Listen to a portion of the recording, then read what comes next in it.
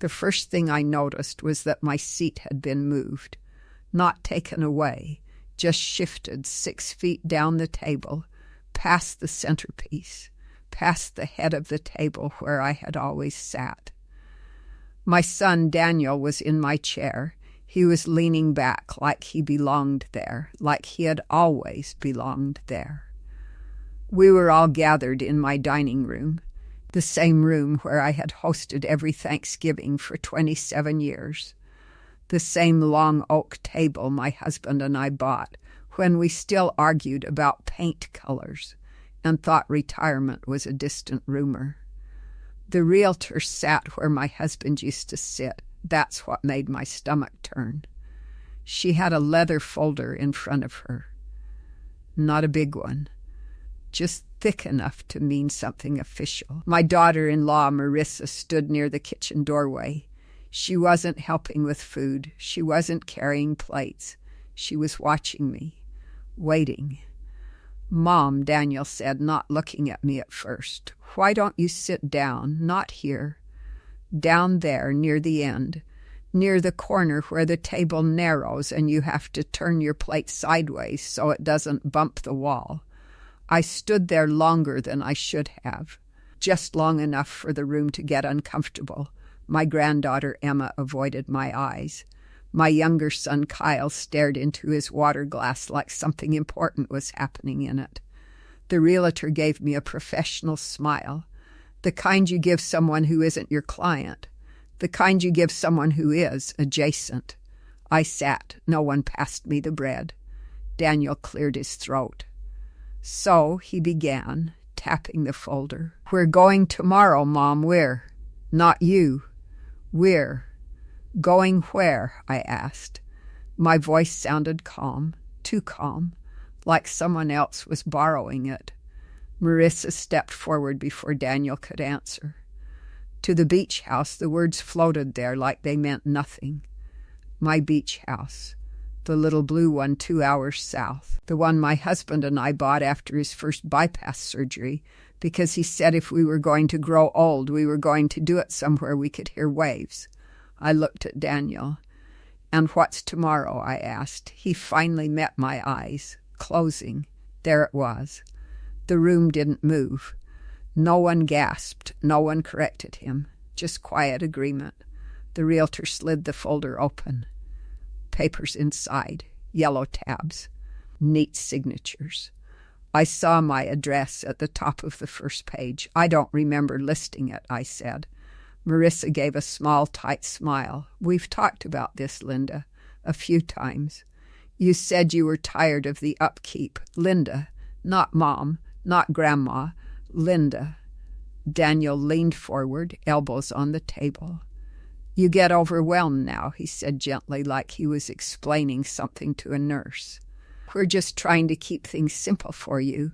A soft murmur of agreement from somewhere down the table. I felt heat rise into my face. "I handle my own bills," I said. "I drove here." "It's not about driving," Marissa said quickly. "It's about safety. The stairs at the beach house. The HOA notices. The insurance stuff. It's a lot." The realtor nodded as if she were part of the family. "We've already found a wonderful buyer," she added. "It's a clean offer. Above asking, as if I had asked." Daniel pushed the folder toward me. "Everything's ready. We just need to go tomorrow to finalize. Finalize." I looked down at the pages. There were signatures, his, a buyer's, a notary stamp, dated last week. "Last week? When did this get listed?" I asked quietly. Daniel shifted in my chair. "It moved fast," he said. "The market's good right now." "That's not what I asked." Silence. Kyle finally spoke, his voice barely above a whisper. "You said you didn't want to deal with it anymore." I turned to him. "When did I say that?" He looked at Marissa.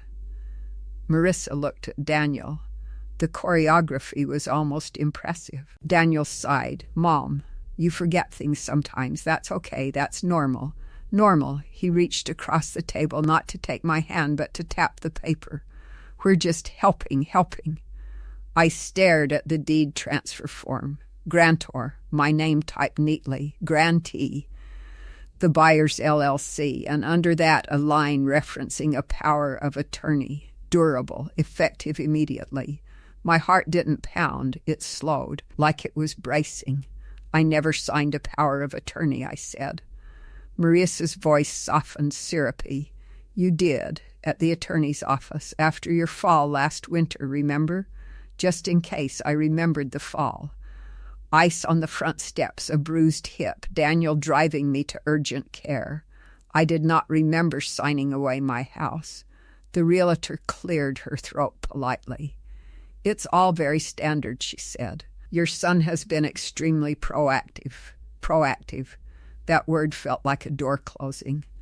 I looked around my own dining room, family photos on the sideboard, my husband's framed navy portrait on the wall, the china cabinet I had dusted that morning. No one looked at me like the homeowner. They looked at me like paperwork. Daniel's phone buzzed. He glanced at it, then back at the table. We've already scheduled movers for next week, he said. We'll put the proceeds somewhere safe, probably into the trust. So you don't have to worry. The trust. What trust? I asked. Marissa answered this time. The family trust. We've been organizing things, taxes, assets. It's cleaner this way, cleaner. As if my life had been messy, I felt something shift inside me. Not anger, not yet. Just a realization sliding into place. The beach house wasn't being discussed. It was being reported. The folder wasn't open for my input. It was open for my acknowledgement. Daniel reached for a pen and placed it near my plate. Tomorrow morning, he said. 10 a.m. We'll pick me up, like I didn't have a car, like I didn't have legs. I didn't touch the pen. I looked again at the date near the notary stamp, 7 days ago, 7 days of phone calls, 7 days of silence at Sunday dinner, 7 days of my son sitting in this very chair, saying nothing while strangers toured my beach house. I lifted my eyes slowly. So this meeting, I said, my voice steady now, isn't to ask me. Daniel hesitated. No one spoke. The only sound was the hum of the refrigerator, the faint tick of the wall clock. The realtor closed the folder halfway, as if the conversation were already over. Daniel gave me a look I hadn't seen since he was a teenager caught sneaking out, guilty, but committed. It's just easier this way, he said quietly. That was the moment, not when he said closing, not when I saw the notary stamp, but when I understood that the decision had already been lived in, already planned around, already scheduled. By the time he said tomorrow, they'd already done it. And I was the last to know. Part 2. And do you know what hurt the most? It wasn't even the deed. It was the way the room went back to breathing the moment I stopped talking, like everyone had been holding their breath waiting for me to either explode or collapse. When I did neither, when I just sat there and stared at that pen like it was a snake, they relaxed. Marissa started gathering plates. Emma reached for her phone. The realtor slipped the folder back into her bag like this was a regular Tuesday appointment. Daniel stood, pushing my chair in a little with his knee, not gently, not cruelly, just automatic, like I was a piece of furniture that belonged in a certain position. Mom, he said, bending slightly. We'll talk more tonight. You've had a lot thrown at you, thrown at me, as if the paperwork had fallen from the sky. Kyle lingered after the others drifted into the kitchen. He hovered near the doorway, twisting his wedding band like he didn't know what to do with his hands. I didn't know how else to handle it, he whispered. Handle it. I stared at him. Handle what? Me? He opened his mouth again, then closed it. And then he left, following the rest of them, leaving me alone at the end of my own table. I didn't cry right away. I listened. I listened to the clink of dishes, the running of water, the murmur of voices that dropped lower when I stood, and I realized something else. They had been rehearsing this, not in a dramatic way, not like villains in a movie, but in that quiet, practical way families rehearse things they think are necessary. The tone, the phrases, the way Marissa said safety like it was a magic word that made everything okay. The way Daniel said overwhelmed like it was a diagnosis. I pushed my chair back and walked into the kitchen. The conversation stopped, not completely, just enough. Daniel was leaning against the counter with his arms crossed.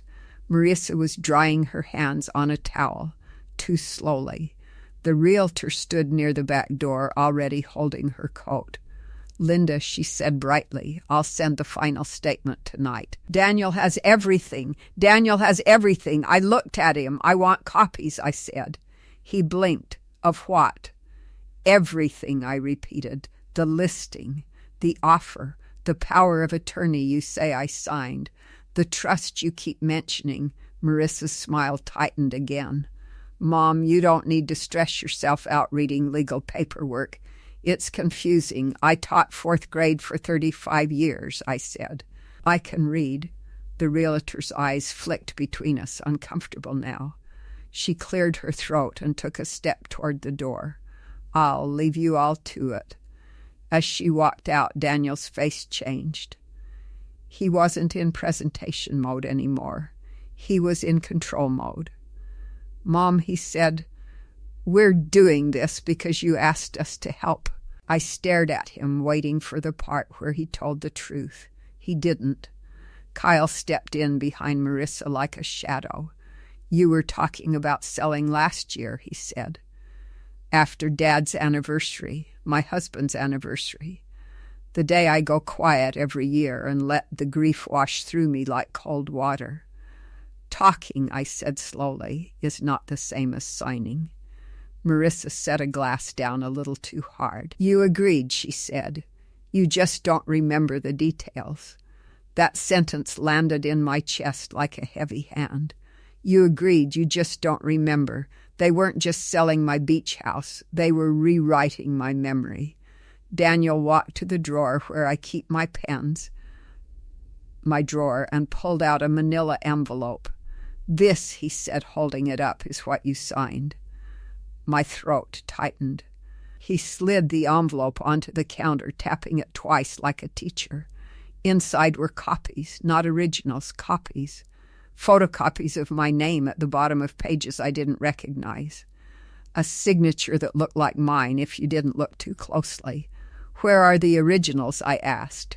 Daniel's gaze flicked away. At the attorney's office. What attorney? Marissa answered quickly. Mr. Heller, downtown. He handles estate stuff. Very reputable. I had never heard of him. That was the first crack. Not emotional, logical. Because if my son had taken me to an attorney to sign something like this, I would have told my best friend Nora. I would have told my neighbor, Mrs. Bell, who watches my cat when I travel. I would have told someone. People don't sign away homes in silence, unless they're trying to keep it silent. I gathered the copies with my hands shaking just slightly, not from fear, from fury held tightly in. Fine, I said. Then I want to speak to Mr. Heller myself. Daniel sighed, like I was exhausting him. Tomorrow, he said, after closing. That word again, tomorrow. It kept showing up like a wall. Tomorrow, Mom. Tomorrow we'll pick you up. Tomorrow we'll explain. Tomorrow, tomorrow, tomorrow, always after the thing was already done. I stood there, holding my own supposed signature, and something in me went very still. I didn't raise my voice. I didn't accuse them of forging. Not yet, because I could already hear how they'd answer. Mom, don't be dramatic. Mom, you're confused. Mom, you're overwhelmed. So I did the one thing they weren't prepared for. I nodded. Okay, I said softly. Their shoulders loosened. Relief rippled through the kitchen like warmth. Marissa smiled as if she'd won something. "See," she said, touching Daniel's arm. "That's all we wanted. Peace. Peace." Daniel reached for the envelope, but I pulled it back. "I'm keeping these," I said. He frowned. "Mom, I'm keeping them," I repeated, and my voice surprised even me. It wasn't loud. It was final. I walked out of my kitchen with those papers and went straight to my bedroom. I closed the door. And I did something I hadn't done in years. I locked it. I sat on the edge of my bed, the envelope on my lap, and I stared at the dates. Not the stories they told, not their soft words. The dates. One page referenced a meeting at the attorney's office 2 weeks ago. 2 weeks. I had been at my church women's luncheon 2 weeks ago. I remembered because Nora spilled iced tea all over the raffle tickets and laughed until she wheezed. I had pictures on my phone. Another page referenced a call with the realtor 10 days ago. 10 days. 10 days ago, Daniel had come over and eaten pot roast at my table and kissed my forehead when he left. He had looked me in the eyes and said, "Love you, Mom." 10 days ago, he had already been planning to sell my beach house, maybe even earlier. That's when my mind began to do what it has always done, when my heart is too full. It went searching for patterns, for proof. For the first place, the story didn't match the timeline. I opened my nightstand drawer and pulled out my checkbook register, old habit, dates and numbers written neatly in my own handwriting. Then I pulled out my little accordion file, the one labeled taxes, insurance, utilities. My hands moved like they belonged to someone else, calm, methodical. I found the beach house insurance statement. And right there in the recent mail section was something I hadn't opened yet, because Daniel had been helping with my mail, a change of address confirmation, not for me, for the beach house. Mail forwarding, requested online, effective date, last week. My stomach turned. They hadn't just planned a sale. They had been redirecting information. They had been cutting me out of my own paper trail. I sat back and looked around my bedroom, my dresser, my mirror, the framed photo of my husband holding Daniel as a baby at the beach house, both of them squinting into the sun. How long had they been doing this without me noticing? I thought of the past months. Marissa offering to organize my papers. Daniel insisting he should take over the boring stuff. Kyle texting me reminders like I was a child. I remembered standing at my mailbox one afternoon and finding it already emptied. Daniel had been there. He had smiled and said, "I grabbed it for you." Grabbed it. For me. I reached for my phone. I didn't call Daniel. I didn't call Marissa. I called Nora. She answered on the second ring, cheerful as always. "Linda, you okay, honey?" And that's when my voice finally cracked. Not because I wanted to sob, because I couldn't keep it contained anymore. "They're selling the beach house," I whispered. There was a pause. "Aren't you the one selling it?" Nora asked carefully. "No," I said. "No, Nora. They already did it. They're going tomorrow like it's a dentist appointment." Nora's tone changed immediately. "What do you mean they already did it?" "I mean I saw papers," I said, staring at the envelope in my lap. "Dates. A notary stamp. And they keep saying I agreed, but I swallowed. Nora, I don't remember signing anything." Nora went quiet for a beat. "Then where were you 2 weeks ago? Do you remember? The day they said you signed?" "At your luncheon," I said quickly. "The church hall. You spilled tea." "Oh, my God," Nora breathed. "Yes." "Yes, you were. You were with me the whole time." I closed my eyes.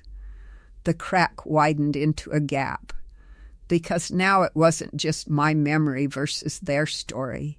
It was my memory with a witness. Nora's voice softened, but it was steel underneath. "Linda," she said, "listen to me. Don't sign anything tomorrow. Not one thing. And don't let them take you anywhere without you knowing exactly where you're going." I opened my eyes and looked at the envelope again. The date, the references, the way the language kept circling around me without ever including me. And suddenly I saw the real shape of it. This wasn't one decision. This was a chain of decisions. Meetings, calls, signatures, requests, all made in rooms I wasn't invited into. I whispered the thought before I even realized I was speaking it. "They've been planning this longer than they're admitting yes," Nora said, "and we're going to figure out how long." I hung up and sat there for a long time staring at the wall clock. Tick, tick, tick.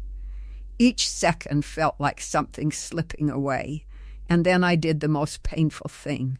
I opened my laptop. I almost never use it. My hands shook as I typed in my email password, a password Daniel had helped me reset months ago. I searched for Heller, nothing. I searched for realtor, nothing. I searched for beach house, a few old vacation confirmations, a Christmas photo order, but no legal emails, no appointments, no confirmations. That told me something else. They weren't just meeting without me. They were communicating where I couldn't see. Group chats, new email addresses, paperwork sent to Daniel instead of me. I clicked into my bank account next. My heart thudded as I looked at recent activity. Most of it looked normal. Grocery store, utilities, a church donation, and then I saw a charge I didn't recognize. DocuSign, $39.99 2 weeks ago. My breath caught. I clicked it. There were details, timestamp, a reference number. And the email address associated with it was not mine. It was Daniel's. I stared until my eyes blurred. DocuSign, electronic signatures. You can sign anything with the right access. My hands went cold. I thought of Daniel sitting in my chair holding a folder with a red string tied around it like it was a verdict. And I realized the truth was worse than I'd even allowed myself to imagine in the kitchen. They weren't preparing to ask me. They were preparing to present a finished story. A story where I had agreed. A story where I was forgetful. A story where they were the heroes keeping her safe. And I was the woman at the end of the table who didn't get past the bread. I set the envelope down on my bedspread. I stood up, walked to my closet, and pulled out my coat. Not because I was going somewhere, because putting it on made me feel like myself again, like I still had a body that could move through doors. I slipped my keys into my pocket. Then I looked at the clock. It was only 7:30. They were still in my kitchen, laughing softly, probably talking about movers and closing statements like it was all settled. I opened my bedroom door and walked down the hallway. Their voices dimmed as they noticed my footsteps. Daniel turned first. "Mom, you okay?" I looked him right in the eye. "I'm fine," I said, and I meant it. In the same way you say you're fine when you've just found out the house is on fire. "I'm just getting something clear." Marissa's smile returned, cautious. "What's that?" I held my keys up slightly, letting them see I was going out. "I'm going to find out," I said, exactly when this started. And as I stepped past them, past my own kitchen table, past the folder that had already decided my tomorrow, one thought pulsed in my mind like a warning bell. If the deed was already filed, then the betrayal wasn't a moment. It was a timeline. The air outside felt sharper than it should have, cold, even though it wasn't. I stood on my own front porch for a full minute before walking to the car. Through the kitchen window I could see them. Daniel leaning over the table again. Marissa close to his shoulder, Kyle pacing slightly. They weren't relaxed anymore. They were recalculating. I drove without music. Just the hum of the engine and the soft click of my blinker as I turned out of my own neighborhood. I didn't go far. Just around the block, just enough to think.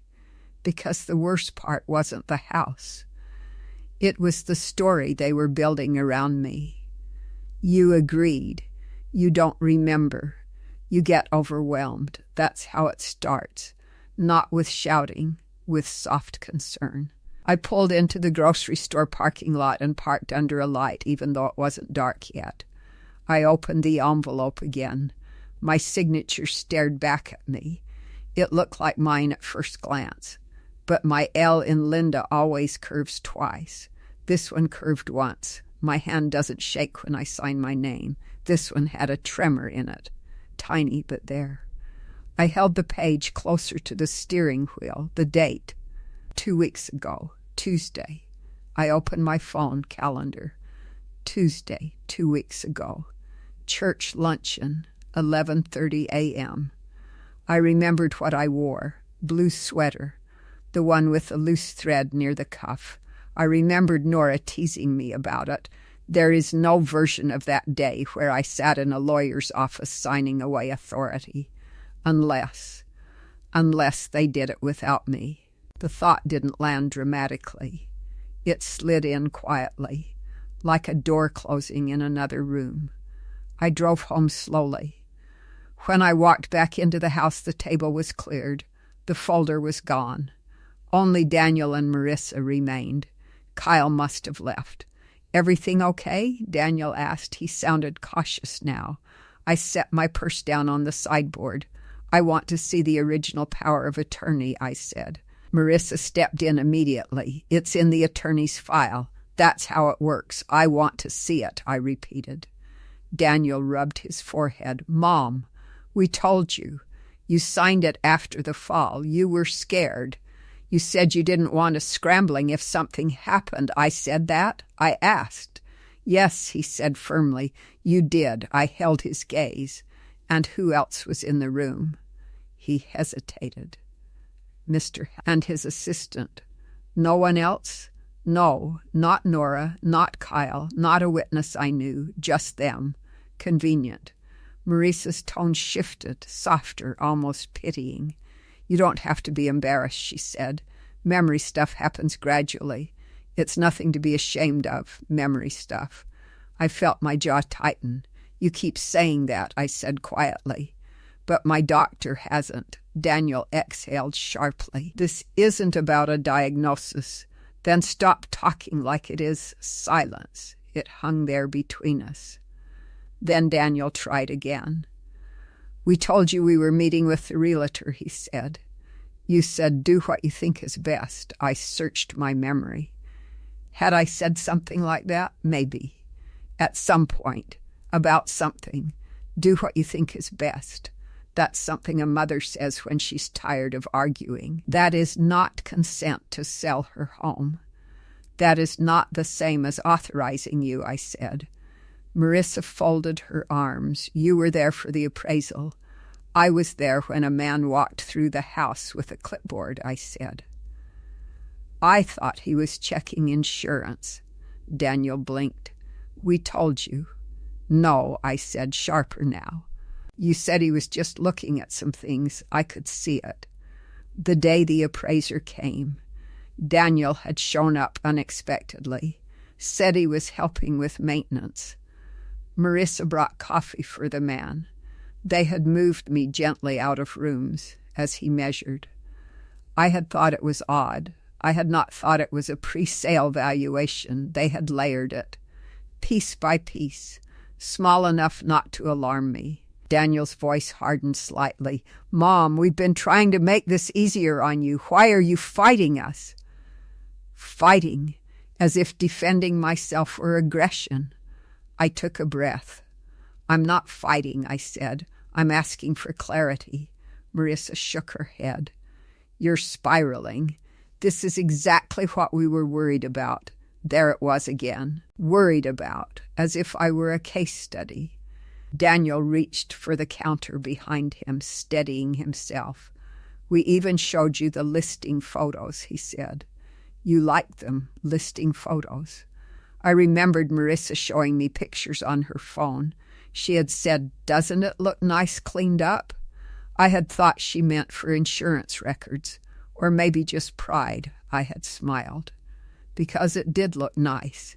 You didn't tell me they were for sale," I said. Daniel's jaw tightened. "We told you."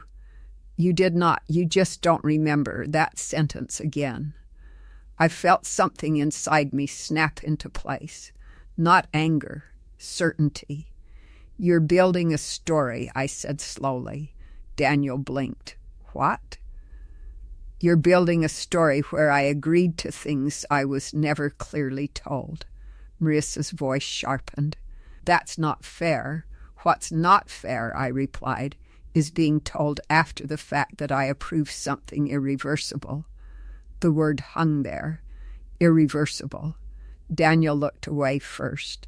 That told me more than anything else. Because if I had truly authorized everything, he would be calm. He would be steady. He wouldn't look like a boy caught with his hand in the cookie jar. He would look like a man certain of his legal footing.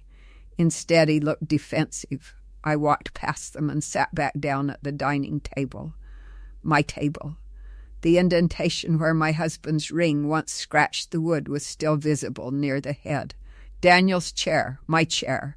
I stared at it. "Bring me the timeline," I said. "What timeline?" Marissa asked. "The dates," I replied.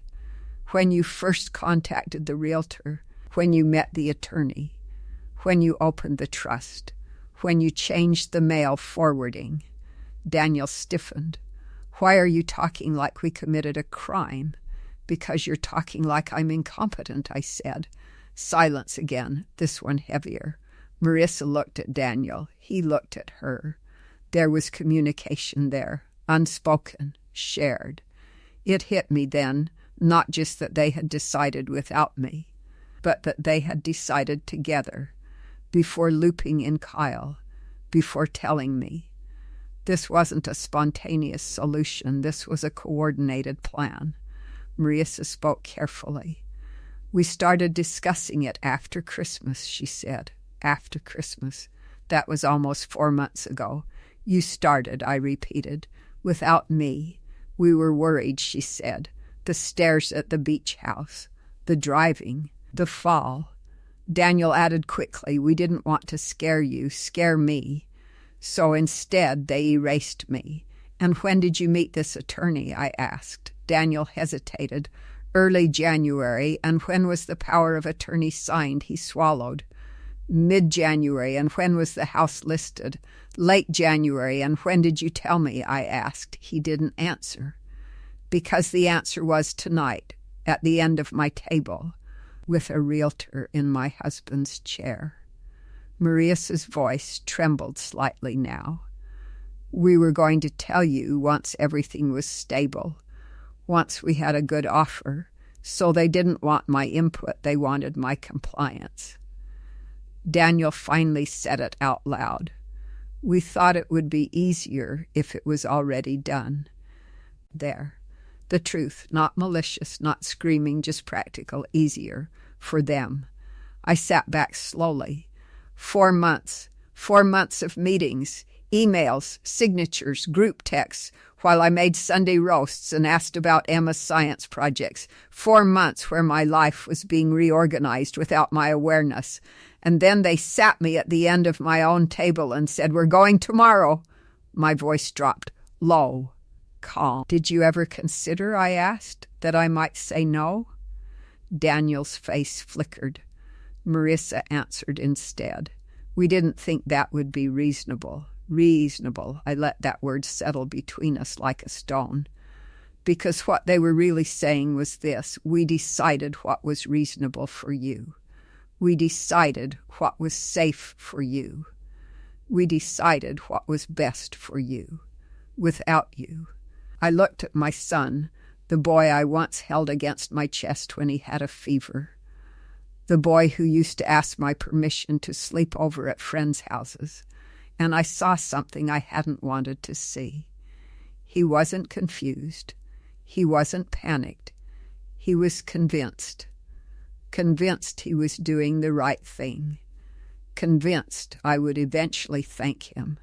And that was the most dangerous part. Because you can argue with someone who knows they're wrong. You cannot easily argue with someone who believes they are your protector. Daniel stepped toward me. "We're trying to take care of you," he said quietly. I looked up at him. "And who," I asked, "is taking care of the truth?" He had no answer, and for the first time that night they both looked uncertain. Not because I yelled, not because I cried, but because I was asking for details they hadn't rehearsed.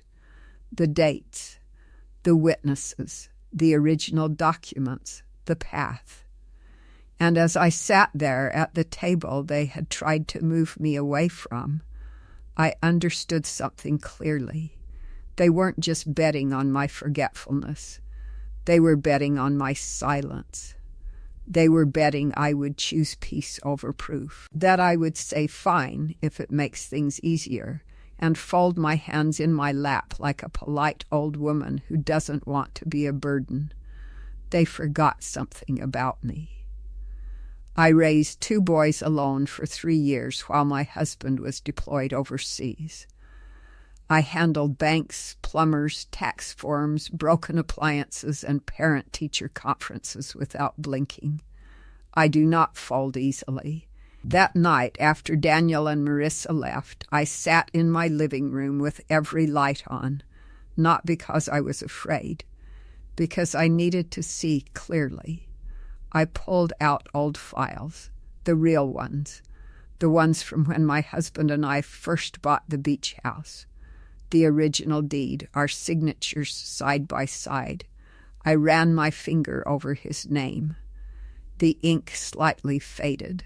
We had signed that document together at a wooden desk in a small law office that smelled like coffee and dust. We had laughed afterward and gone straight to the coast to celebrate. That house wasn't just property. It was the last big decision we made as equals. And now it had been turned into a logistical inconvenience, a risk factor, an asset to allocate. I heard my phone buzz on the coffee table. A text from Kyle. "Mom, please don't make this harder than it has to be, harder." I stared at the message for a long time. Then another one came. We all agreed this was best. All agreed. I typed back slowly. When did I agree? The 3 dots appeared almost immediately, then disappeared, then appeared again. Finally, "You said you were tired. That was it. That was their foundation." I leaned back into the couch and closed my eyes. Tired. Yes, I had said that. After raking leaves. After driving 2 hours back from the beach in the rain, after climbing those steep wooden stairs with groceries. But tired is not consent. Tired is not surrender. I opened my eyes and looked at the bookshelf across from me. On the second shelf sat a small wooden box. Inside were birthday cards from my husband, old notes, little things he had written over the years. I walked over and opened it. The top card read, "To my favorite decision maker." He used to say that about me. That I was the steady one, the practical one. When he got emotional about investments or jobs or moves, I was the one who made lists, who weighed options, who said yes or no with clarity. I sat back down with the card in my lap, and for the first time I felt something fracture deep inside me. Not anger.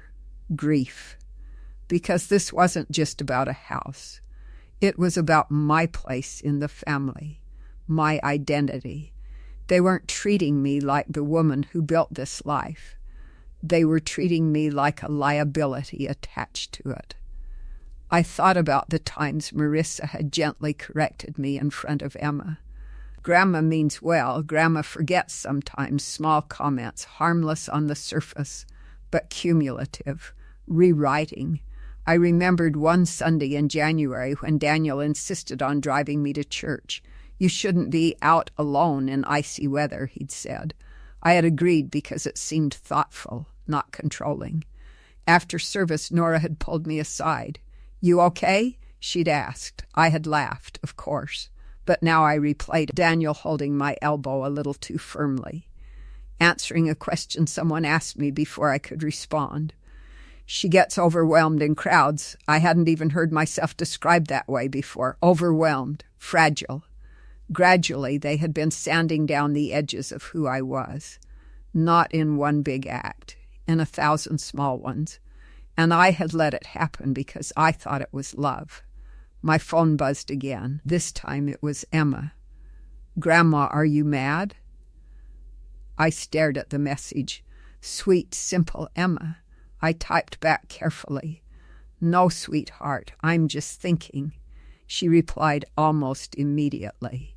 "Mom says you're stressed," Mom says. Of course she does. I set the phone down and pressed my fingers against my temples. This was bigger than paperwork. They weren't just transferring property, they were transferring authority.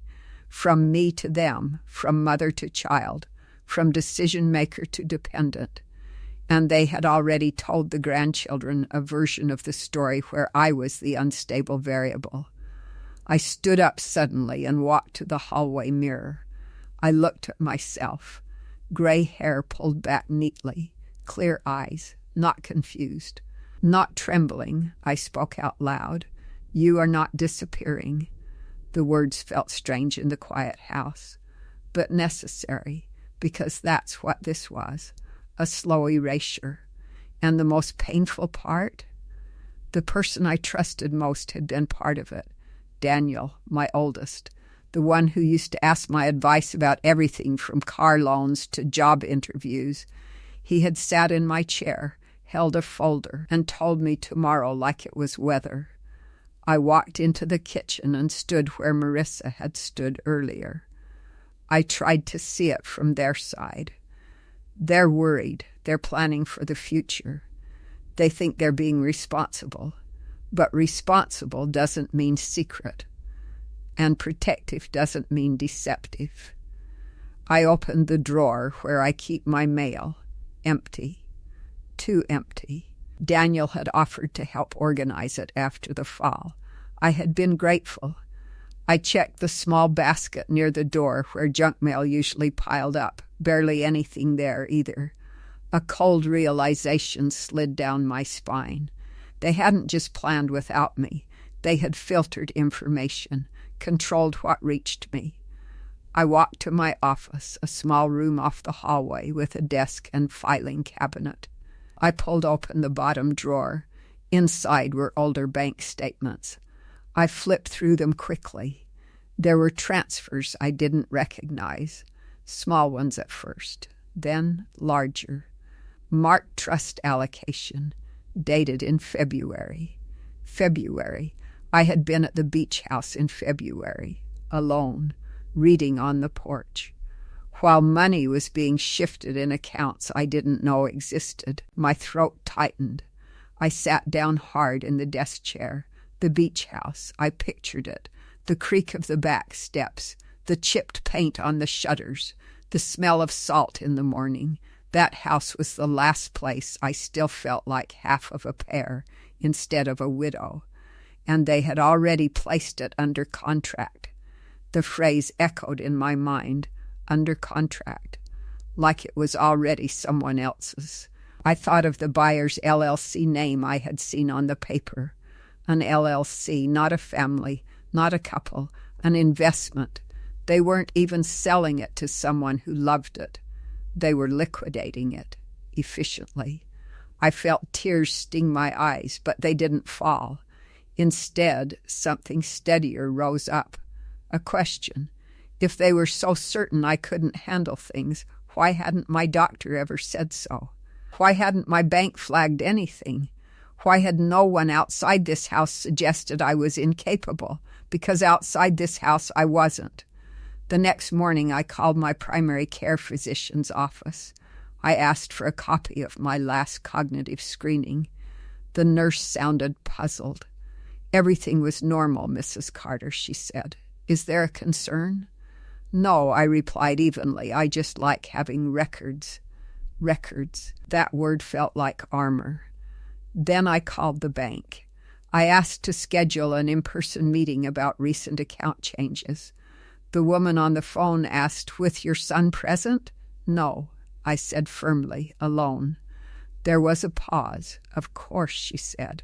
When I hung up, I felt something shift, not emotionally, structurally, because for the first time since the dinner I wasn't reacting, I was documenting. I walked back into the dining room and stood at the head of the table. My old seat, Daniel's chair. I ran my hand along the wood. "This is still my house," I whispered. And then the thought hit me. Clear, sharp, the power of attorney.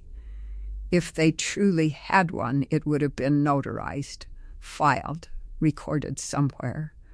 And if it was fraudulent, it would leave a trail, a shaky signature, an IP address, a witness who never saw me. I sat down in my chair, and I opened a fresh notebook. On the first page, I wrote a single word at the top, timeline. Underneath it, I began listing dates. December, first discussion. January, attorney meeting. Mid-January, alleged POA signing. Late January, listing. February, trust allocation. March, mail forwarding. Each line felt like a stitch pulling the truth into shape. And as I wrote, I realized something else. If they had already told the children I was forgetful, if they had already built a narrative where I was fragile, then they weren't just protecting assets, they were protecting themselves from pushback, from me. Because a competent woman can say no, but a confused one cannot. I closed the notebook slowly. The fracture inside me had deepened, not because they sold the house, but because they had quietly removed me from my own authority. And somewhere between the church rides and the filtered mail and the soft labels of overwhelmed, I had let them inch me toward the edge. But I wasn't over the edge, not yet, and I wasn't going quietly. Because if they thought this was just about property, they had misunderstood something fundamental about me. This wasn't about the beach house anymore. It was about whether I still existed in my own life. The bank smelled like carpet cleaner and stale coffee. I had not sat across from a banker in years. Most things happen on screens now, quietly, without witnesses. But I wanted a witness. The woman who came to greet me looked young enough to be my granddaughter's babysitter. "Mrs. Carter?" she said warmly. "I'm Elise. Come on back." She did not take my elbow. She did not speak slowly. She did not look at me with concern. She treated me like a customer. It steadied me. We sat in a glass office near the back. The door closed with a soft click. "How can I help you today?" she asked. I placed my folder on the desk. "I'd like to review any recent changes made to my accounts," I said, "specifically transfers into a trust." She nodded and began typing. The clicking of her keyboard felt louder than it should have. After a moment, she frowned slightly. "Are you referring to the Carter Family Trust?" My chest tightened. "Yes," I said evenly, "that one." She turned the monitor slightly so I could see. There it was, an account I had never opened. Trust Administrator Daniel Carter, Successor Administrator Marissa Carter, Primary Beneficiary me, Contingent Beneficiaries Daniel Carter, Kyle Carter. I felt my pulse in my throat. "When was this established?" I asked. Elise clicked again. "January 12th, she said. "January 12th, mid-January. The same week they said I had signed the power of attorney. And what authority was used to move funds into it?" I asked. She hesitated just a fraction. "Power of attorney documentation on file," she replied. I folded my hands in my lap so she wouldn't see them tremble. "May I see that documentation?" Another pause. "I can request a copy for you," she said. but it appears valid in our system. Valid, such a tidy word. She printed a summary of recent transfers. I watched the paper slide from the machine. $42,000 moved in February, $18,500 in March. Purpose listed as? I asked. Elise scanned the screen. Asset consolidation and future care planning. Future care planning. I swallowed. And the beach house proceeds? I asked. She looked confused. I'm sorry? If the house sells tomorrow, I said carefully, where will those funds go? She blinked once, then typed quickly. Oh, she said softly. They're already scheduled. The room seemed to tilt slightly. Scheduled? I repeated. Yes. The closing statement was uploaded yesterday. Net proceeds are allocated directly into the trust upon recording. Allocated directly upon recording. So once the sale is recorded, I said slowly, the money will bypass my personal account entirely? She nodded. That's correct. I stared at the screen. There it was in black and white. Anticipated deposit pending recording. The amount made my stomach twist. Years of memories reduced to a number. And who authorized that structure? I asked. She hesitated again. Your son as acting agent under power of attorney. Acting agent under power of attorney. The words pressed against my ears like pressure under water. I inhaled slowly, exhaled. So if I did not agree with the sale, I said carefully, would there be any mechanism to stop it? Elisa's professional smile faltered. If the deed has already been recorded, she said gently, it becomes very complicated. Complicated. Not impossible, but complicated. And if it hasn't been recorded yet? She met my eyes. Then you would need to speak with the closing attorney immediately. Immediately. I nodded slowly. Has it been recorded? I asked. She checked again. It appears, yes. As of 8:17 this morning, 8:17, I had been making coffee, looking at the morning light through my kitchen window, while somewhere downtown a clerk had stamped my house into someone else's name. Recorded. I didn't speak right away. Elise waited. The hum of the air conditioner filled the glass room, a printer whirred somewhere in the distance. My hands rested quietly in my lap. I could hear my own breathing. In, out, in, out. This is the moment, I thought. This is the line. They didn't plan to sell it. They didn't plan to discuss it.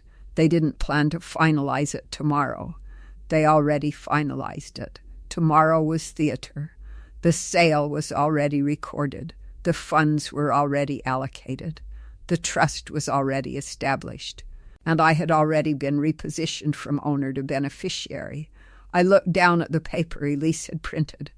The numbers didn't feel real, just ink, just figures, but the finality was real.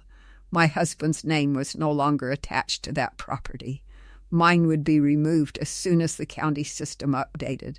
A house we bought with laughter and salt air was now an entry in a ledger. I swallowed again.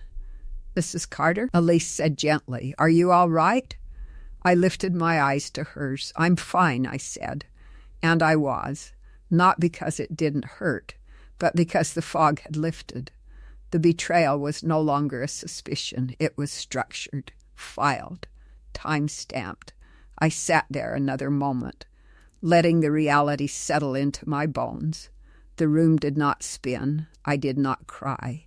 I simply understood. The big reveal wasn't that they planned to sell it. It was that they had already finished selling it before they sat me at the end of my own table. Before Daniel said we're going tomorrow, tomorrow had never been for me. Tomorrow was for optics, for paperwork ceremony, for the illusion of inclusion. I exhaled slowly. Please print everything, I said. Elise nodded. When she handed me the stack of papers, I held them carefully. Not like fragile things, like evidence. As I stood to leave, she added quietly, If you have concerns about the authority used, you may want to consult your own attorney, not the one they chose, not the one who supposedly watched me sign something I don't remember. My own. I walked out of the bank into bright midday sun. The world looked exactly the same. Cars passing, people carrying coffee, nothing outwardly different. And yet everything had shifted. They had already allocated the funds, already filed the deed, already positioned me inside a structure I didn't build. I stood on the sidewalk for a moment, holding the envelope against my chest. I didn't call Daniel. I didn't call Marissa. I didn't scream. I let the silence stretch inside me.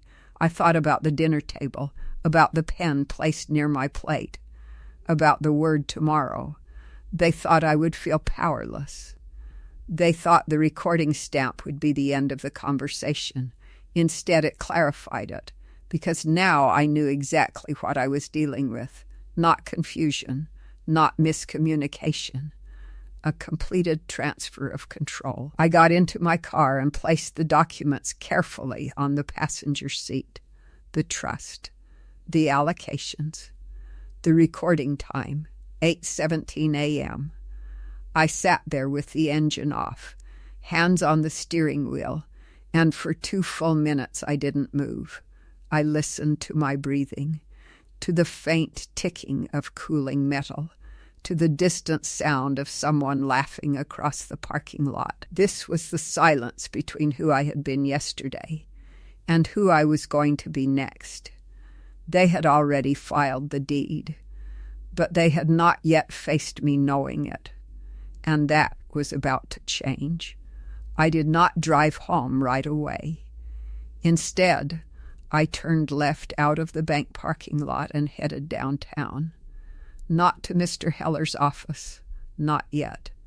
To the courthouse. The county recorder's office sits in an old brick building with wide stone steps and heavy doors that always feel colder than the air outside. I have paid property taxes there, filed paperwork there after my husband passed. I know the smell of it, paper and polish and something faintly metallic. When I walked in, no one looked at me like I was fragile. No one spoke softly. I took a number. I waited. When my turn came, I stepped to the counter and slid the printed address across. "I'd like a copy of the recorded deed transfer from this morning," I said. The clerk typed quickly, "Yes, ma'am," recorded at 8:17 a.m. warranty deed. Transferred to Seabrook Coastal Holdings, L.C. Hearing it spoken out loud felt different than reading it on a bank screen. Transferred. Past tense. "May I have a certified copy?" I asked. She printed it, stamped it. The sound of that stamp echoed in my chest. There it was, my name listed as grantor, under authority of durable power of attorney executed January 12th. Agent Daniel Carter. I traced the date with my finger. January 12th. I flipped to the attached document reference number. The power of attorney had been recorded as well. I requested that too. Another print, another stamp. When she handed it to me, I felt strangely calm. The signature was there, my name, but the notary block told its own story. Notary Melissa Grant, location Heller & Associates. Time, 3:42 p.m. January 12th. I opened my phone, January 12th. I scrolled my photos. There it was, a picture of the ocean. Time stamped, 4:07 p.m. January 12th. Taken from the porch of the beach house. I zoomed in. The reflection in the window showed me holding the phone, wearing my red cardigan, the same cardigan hanging in my closet. I checked the drive time from the beach house to downtown, 2 hours and 15 minutes. There is no version of that afternoon where I sat in Mr. Heller's office at 3:42 p.m. None. I did not feel dizzy. I did not feel faint. I felt focused because now I had something solid, a contradiction with timestamps. I left the courthouse and drove to the beach house, not to cry, not to say goodbye, to stand in front of it while it still technically knew me. The blue paint was peeling slightly near the porch railing. The wind carried that familiar salt scent. I unlocked the door with my own key. Inside, it still felt like ours. The couch with the faded arm, the framed photo of Daniel and Kyle building sandcastles. I walked into the kitchen and placed the certified copies on the counter. Then I took out my notebook. Timeline. I added a new line. January 12th, POA notarized 3:42 p.m. downtown. Photo evidence 4:07 p.m. beach house. Distance 2 HR 15 min. Impossible overlap. My handwriting was steady. I sat at the small table near the window and called Nora.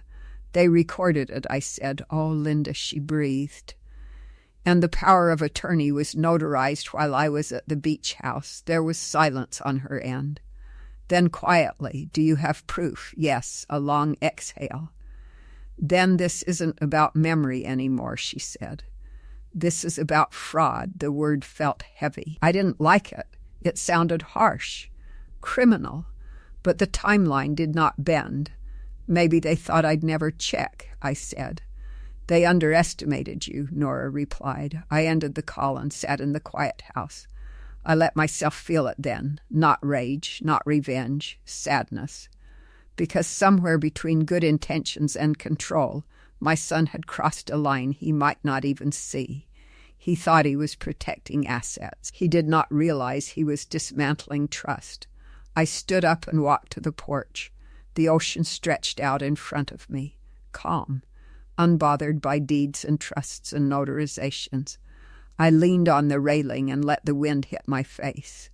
This was never about safety, I whispered. It was about convenience, about consolidation, about deciding that I would not resist. They had already built the legal scaffolding. They had already moved the money. They had already told the children I was forgetful. They believed the structure was secure. But they hadn't anticipated documentation. They hadn't anticipated that I would verify timestamps, that I would request certified copies, that I would compare travel times. They thought emotion would keep me quiet. Instead, it sharpened me.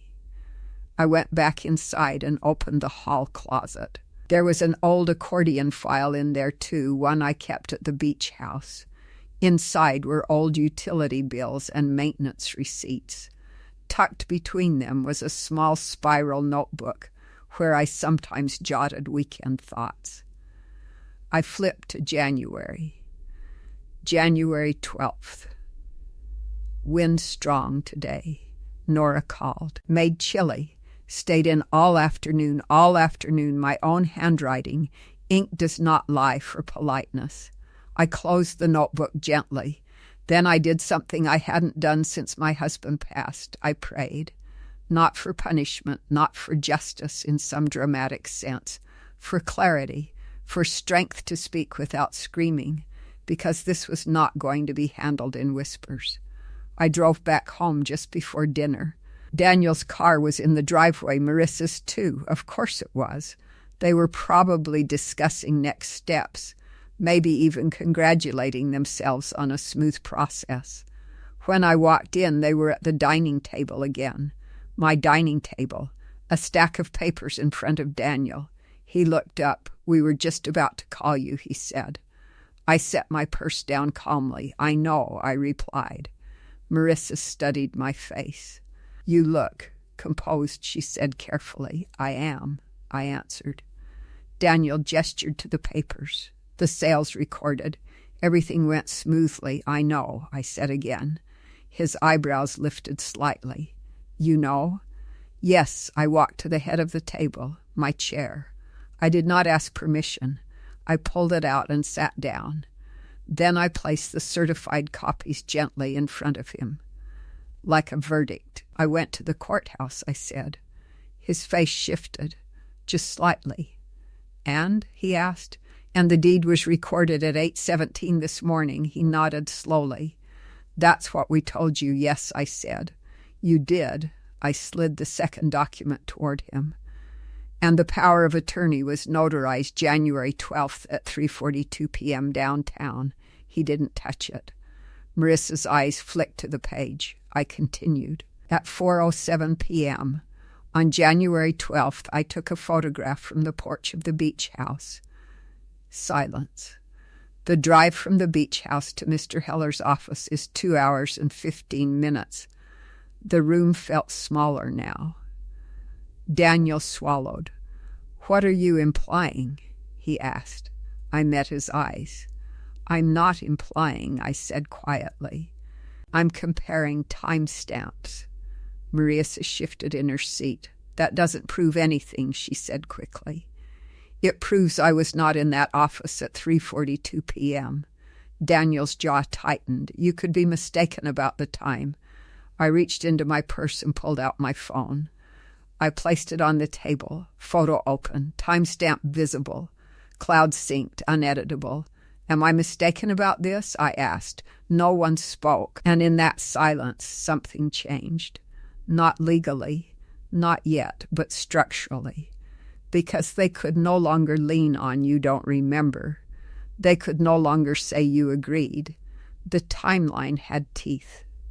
And for the first time since they sat me at the end of my own table and said "tomorrow," they looked unsure. They looked unsure. It was small, a flicker, but I saw it. Daniel's fingers rested on the edge of the paper without picking it up. Marissa's lips parted like she was about to speak, then closed again. I let the silence do its work. I did not rush to fill it. "I'd like you to explain the timeline," I said evenly. Daniel cleared his throat. "Mom." "No," I said gently. "Not Mom." Not overwhelmed, not confused. "Just answer the timeline." He leaned back in my chair. And for a second he looked young again, cornered. "We handled the paperwork quickly," he said. "That's all." "That is not all." Marissa tried to regain ground. "Electronic documents can be signed remotely," she said. "You don't have to be physically present for a notary anymore." I nodded once. "That's correct," I said. "Remote notarization requires identity verification, a live session, a recording, an access code sent to my email." I paused. "Which email did you use?" Silence. Daniel's face hardened. "You're making this into something it isn't." "No," I said calmly. "I'm making it into what it is." I slid one more paper forward. The bank allocation summary. The trust was established January 12th. Funds moved in February. Mail forwarding initiated in March. The house listed without my written consent. And the sale recorded before you told me. I looked directly at him. "That is not care. That is consolidation." Marissa's voice sharpened. "We were trying to prevent chaos, and in doing so," I replied, "you created deceit." Daniel stood abruptly. "You think I'd steal from you?" I didn't flinch. "This isn't about stealing money," I said. "It's about transferring authority." The room went very still. Emma's laughter drifted faintly from the living room where the television was on. Life continuing in the background, unaware. "I am still legally competent," I continued. My doctor confirmed that. The bank confirmed I never initiated these trust transfers myself. Daniel's jaw tightened further. "You signed the power of attorney, then produced the recording of the notarization," I said. Marissa blinked. "What?" "Remote notarizations are recorded," I repeated. "Show me the video." Silence. Heavy now. Daniel's eyes shifted toward Marissa. That was the tell. Not anger, not denial. A glance. Coordination. I leaned back slightly in my seat. "The problem with assuming someone won't check," I said quietly, "is that you stop preparing for when they do." Marissa stood up. "We need to calm down," she said. "I am calm," I replied. And I was. There was no shaking in my hands, no rise in my voice, just clarity. Daniel's shoulders dropped a fraction. "We were going to tell you everything," he said. "After it was finalized." "You did tell me," I said. "After it was finalized." He had no response to that. I gathered the papers slowly and stacked them neatly. "I've scheduled a meeting with an attorney," I said. Both of their heads lifted sharply. "You don't need to do that," Marissa said quickly. "I do," I answered. Daniel's voice dropped. "You're going to drag this through court?" "If necessary," I said. "But first I'm going to establish whether my signature was lawfully obtained." His face went pale. And there it was, the crack. Not outrage, not confidence, concern. "You're overreacting," Marissa insisted. I looked at her evenly. "No," I said. "You underestimated me." Daniel ran a hand through his hair. "This will tear the family apart." I felt that one. Deep. But I did not retreat. "No," I said softly. "What tears a family apart is deciding someone's future without them." Emma's footsteps sounded in the hallway. She paused near the doorway, sensing tension. "Is everything okay?" she asked. Daniel turned quickly. "Yes, sweetheart. Go finish your show." She lingered a moment longer, then left. I waited until her footsteps faded. "This conversation does not happen in front of children," I said quietly. Daniel nodded. Marissa looked shaken now. "Do you really think we'd forged something?" she asked. I met her gaze. "I think you believe the end justified the means." That landed, harder than shouting would have. Daniel sat down slowly. "What do you want?" he asked. I considered the question. What did I want? The house was already recorded, the funds already allocated, the trust already active. I could pursue reversal, litigation, injunctions. But that wasn't the first thing I wanted. "I want the truth," I said. Silence, real silence this time. Not rehearsed, not defensive, just open. Daniel's voice came out lower. "We thought you'd say no." There it was, finally. "So you removed the option," I replied. He swallowed. "We were scared," he said, "about your fall, about the stairs, about you being alone out there. And instead of talking to me," I said, "you orchestrated a transfer." Marissa's eyes filled slightly. "We didn't want to fight," I nodded once. "So you chose control." Daniel looked at the stack of documents on the table. His voice lost its edge. "The trust protects you," he said quietly. "From what?" I asked. He hesitated. "From yourself," he whispered. That one hurt more than anything else, because that meant he truly believed it. I held his gaze steadily. "I have raised you," I said softly. "I have balanced budgets, navigated grief, survived illness, and buried your father. I am not a risk profile." The room felt frozen, like a photograph. Daniel sitting in my chair, Marissa rigid beside him, certified documents between us. My phone face up on the table, timestamp visible. A family paused at the edge of fracture. "I am going to meet with my attorney tomorrow," I said clearly. "I will request the notary recording. I will request the original signature file. If everything was lawful, then we move forward transparently. And if it wasn't?" Marissa asked faintly. I let that question hang for a full second. "Then we correct it," I said. Daniel stared at the table. For the first time since this began, he did not argue, because they could no longer pretend I didn't understand.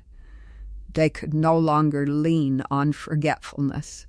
They could no longer position me at the end of the table. I gathered the papers and stood, not abruptly, not dramatically. I set my folder down gently, like a verdict, right between Daniel's glass and the center of the table. "I am not stepping out of my own life," I said. And when I walked out of the dining room this time, I did not feel displaced. I felt positioned. Because whatever happened next, they now knew I was fully awake. I did not sleep much that night, not because I was anxious, because my mind was organizing. When you've spent most of your life managing a household, you learn something important. Clarity comes from structure, so I made structure. The next morning, I sat at the head of my table with coffee and legal pads. I wrote 3 columns. Facts, assumptions, feelings. Under facts, I listed only what could be documented. Deed recorded 8:17 a.m. Trust established January 12th. The Peak, POA, notarized 3:42 p.m. photo timestamp, 4:07 p.m. Beach House. Mail forwarding initiated without written consent. Funds allocated directly into trust. Under assumptions, I wrote, they believed I would resist. They believed I would not verify. They believed consolidation was protection. Under feelings, I wrote only one word, betrayal. Not because of the house, because of the narrative. At 10 o'clock, I met with an attorney recommended by Nora's husband, not downtown, not Heller and Associates, a smaller office, neutral. He listened without interruption as I laid out the timeline. I did not dramatize. I did not cry. I handed him documents. He examined the notarization block carefully. Remote notarizations are recorded and stored, he said. We can request the file. If you were not present, that's serious. Serious. I nodded once. And the trust? I asked. You are the primary beneficiary, he said. But your son holds administrative control under the POA. If the POA is invalid, his authority collapses. Collapses, such a precise word. And the house? I asked. The deed has been recorded, he replied. Reversing that is complicated. But if authority was fraudulently exercised, there are remedies. Remedies. I didn't feel triumph. I felt tired, not the tired they used against me, the kind that comes from seeing clearly.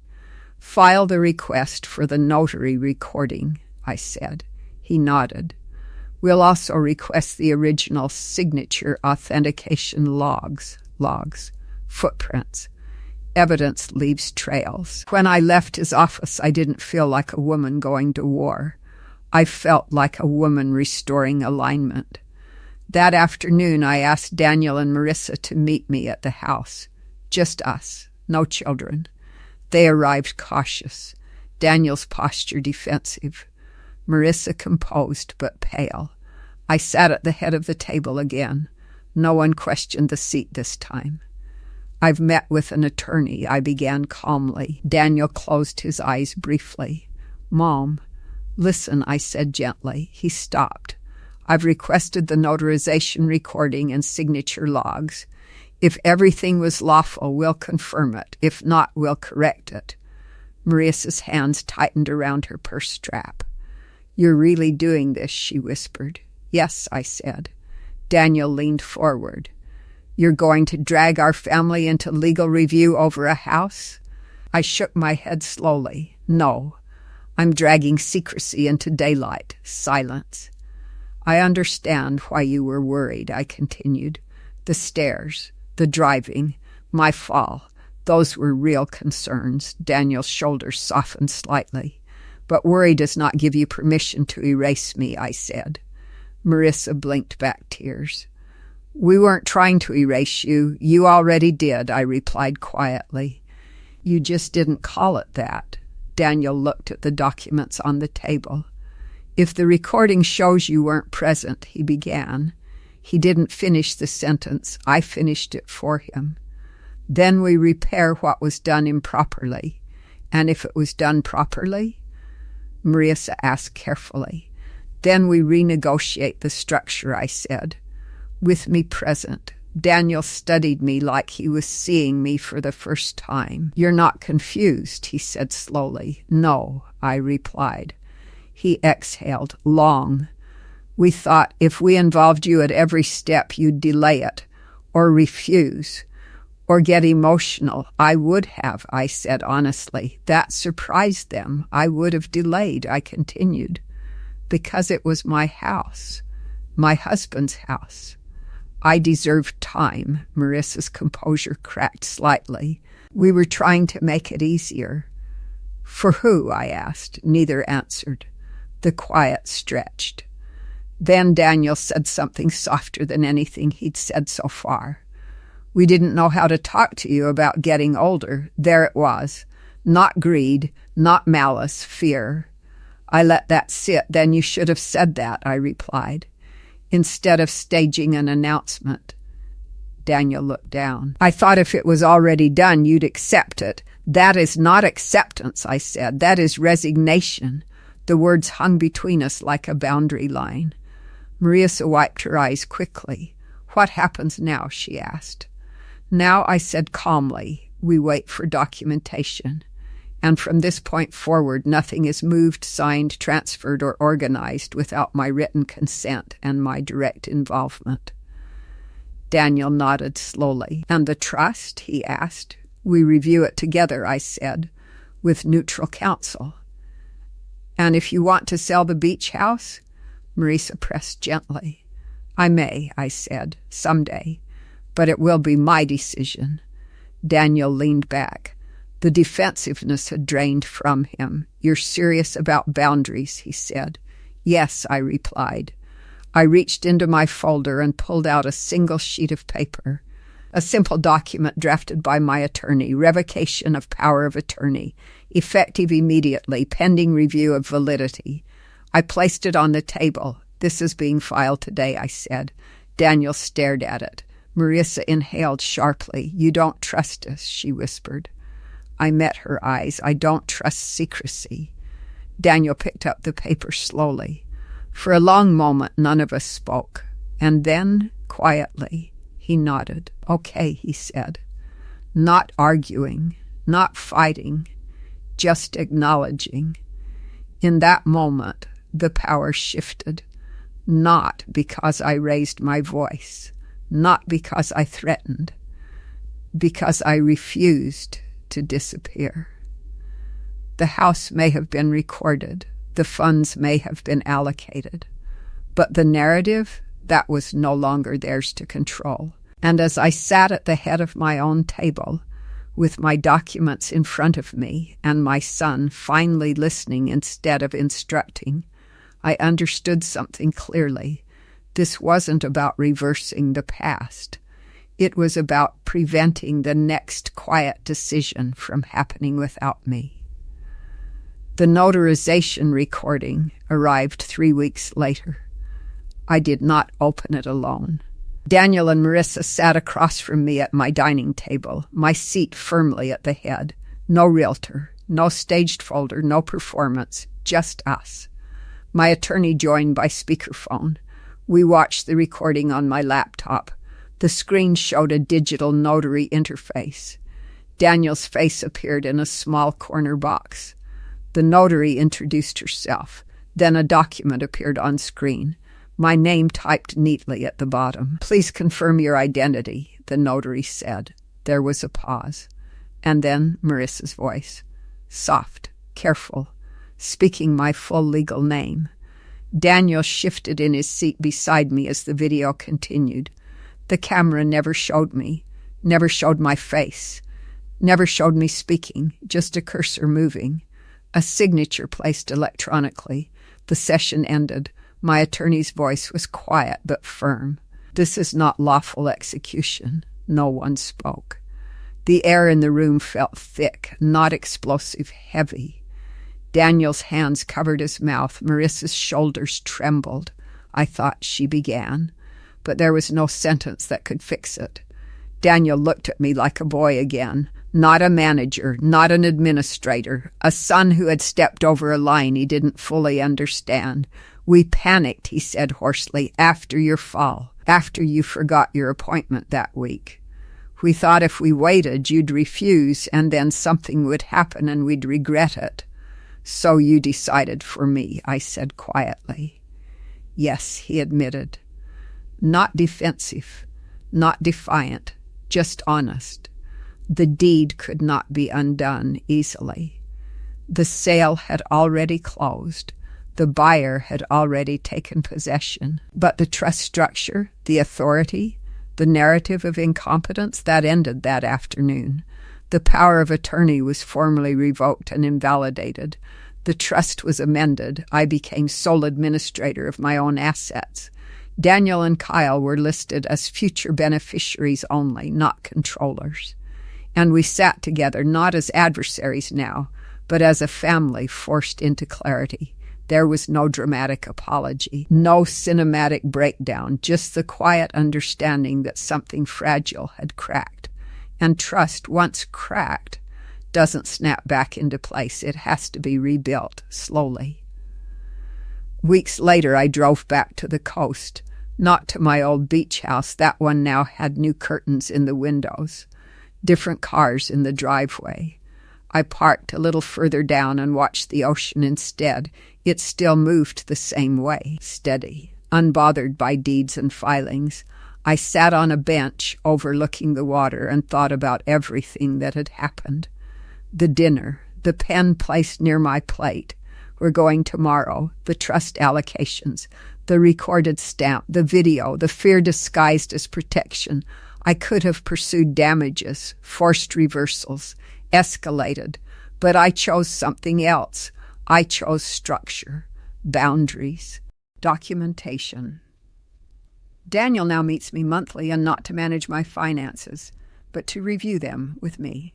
Transparency instead of control. Marissa no longer organizes my mail. My accounts require my in-person verification. And my will? It is drafted, notarized properly, and stored where I choose. I even bought a smaller cottage near the water. On my terms. Single story. Fewer stairs. My decision. I invited Daniel to see it. He stood in the doorway quietly, in hands in his pockets. "It's nice," he said. "It is," I replied. He looked at me differently now, not as someone to manage, as someone capable. We are not perfect. There is still distance sometimes, a pause where ease used to be. But there is also respect, because I did not disappear. I did not sign quietly. I did not accept tomorrow as a substitute for consent.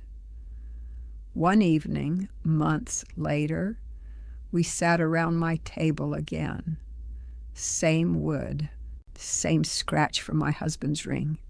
But this time, when Daniel placed a folder down, he slid it toward me first.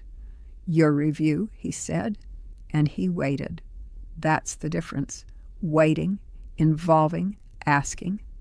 I signed nothing that night. I simply read. And when I closed the folder, I looked at my son and said gently, "These I don't do tomorrow anymore, without me in the room." If this story felt familiar, if you've ever sat at a table where decisions were already made for you, tell me in the comments. Have you ever been included only after everything was already decided? And honestly, would you have stayed as calm as I did? If this story touched something inside you, please take a moment to like the video. It really helps this channel reach people who might need to hear stories like this. And if you enjoy thoughtful life stories like this one, subscribe to the channel and turn on the bell icon so you don't miss the next story.